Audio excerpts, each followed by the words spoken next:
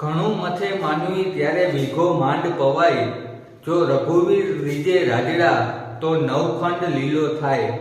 મિત્રો, આપણા રાજ્યમાં વરસાદી એક્ટિવિટી છે એ લગભગ છેલ્લા 10-12 દિવસથી શરૂ થઈ ગઈ છે। અમુક વિસ્તારમાં વાવણી લાયક સારો વરસાદ થઈ ગયો છે, જ્યારે અમુક વિસ્તાર છે આપણા રાજ્યના એ હજુ બાકી છે। તો આવનારા દિવસોની વાત કરીએ તો વેધર મોડલમાં આવનારા દિવસોમાં સારું બતાવી રહ્યા છે। એક સામાન્ય વરસાદી સિસ્ટમ છે એ ગુજરાતની આ વિસ્તારમાં છે અત્યારે, અને બંગાળની ખાડીમાંથી આવનારા દિવસોમાં સિસ્ટમ આવે એવું વેધર મોડલમાં બતાવી રહ્યા છે કે સિસ્ટમ ગુજરાત તરફ આવશે, અથવા તો ગુજરાતની બાજુમાંથી ઉપરથી નીકળશે, અથવા તો ગુજરાતની નીચેથી દક્ષિણેથી નીકળે, એ આપણને આવનારા દિવસોમાં ખ્યાલ આવશે। તો મિત્રો, ચાલો આવીએ મુદ્દા ઉપર। સિસ્ટમને મજબૂત બનાવવા માટે, એટલે કે સિસ્ટમને શક્તિ આપવા માટે કયું પરિબળ ભાગ ભજવે છે? ટૂંકમાં જેને કહીએ તો કે સિસ્ટમને બૂસ્ટ આપે છે, પાવર આપે છે, તો એ પરિબળની ચર્ચા છે એ આપણે આ વિડીયોમાં કરવાની છે। તો મિત્રો, તમે ભારતીય હવામાન ખાતાની બુલેટિનમાં આ પરિબળ વિશે ઘણીવાર સાંભળ્યું હશે, તેમજ મોરબીના જાણીતા આગાહીકાર શ્રી નીતેશભાઈ વડાવિયાએ 2-3 દિવસ પહેલા જ આ પરિબળ બાબતે ઉલ્લેખ કર્યો હતો, જે આ પરિબળ છે એ આપણને અનુકૂળ પરિસ્થિતિમાં છે। તેમજ સૌરાષ્ટ્ર ધબકારના એડમિન સાહેબ શ્રી હરેશભાઈ ઝાપડિયા પણ આ પરિબળની દેખરેખ રાખે છે। તો આ પરિબળનું નામ છે MJO।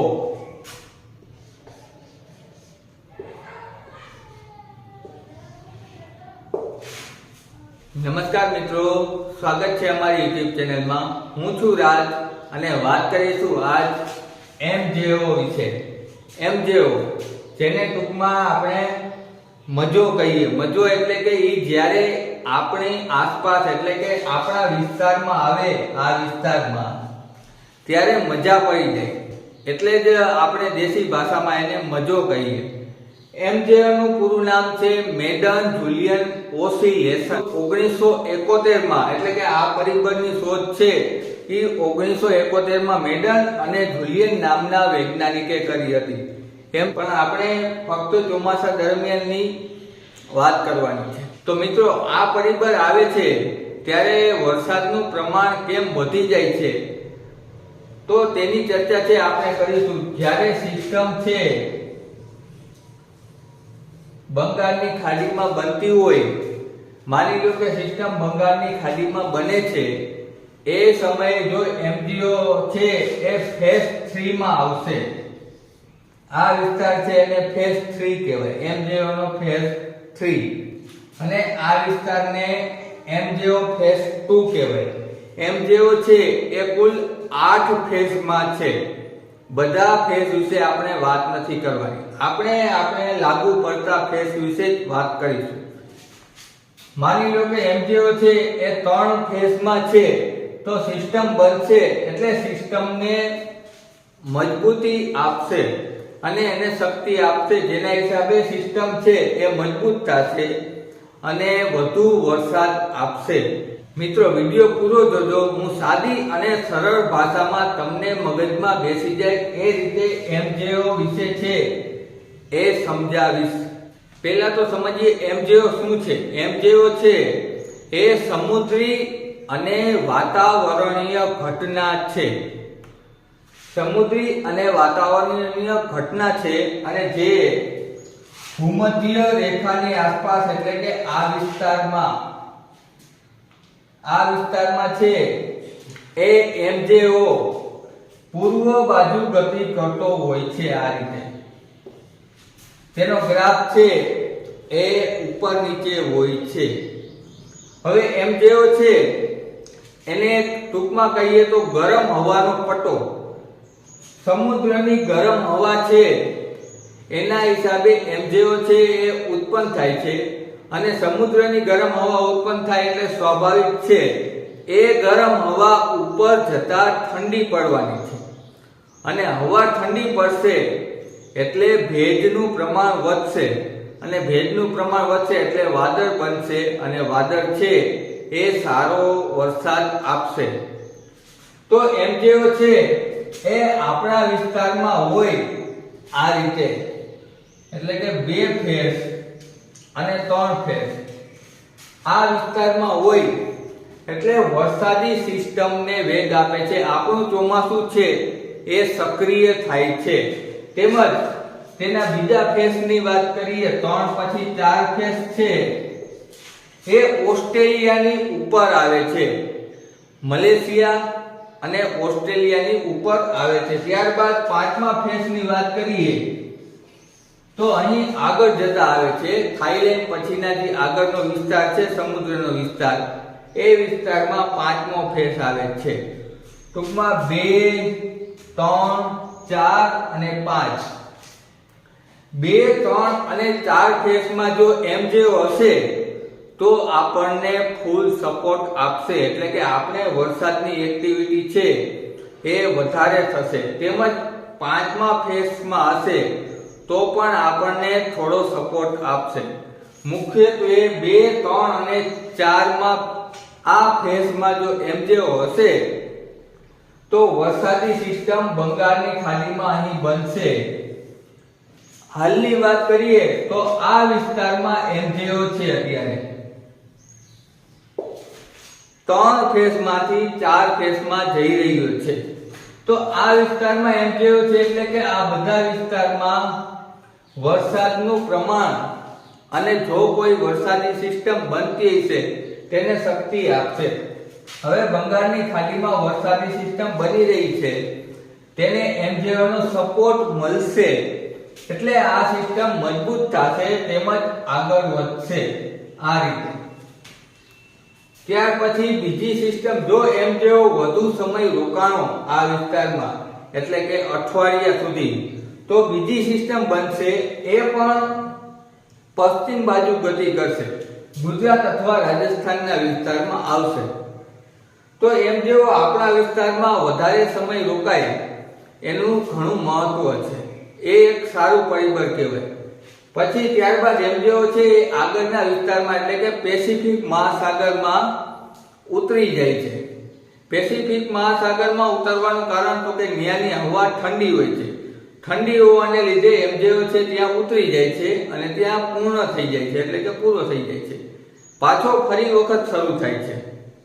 એમજેઓ નો સમયગાળો છે એ મુખ્યત્વે 30 થી 60 દિવસ,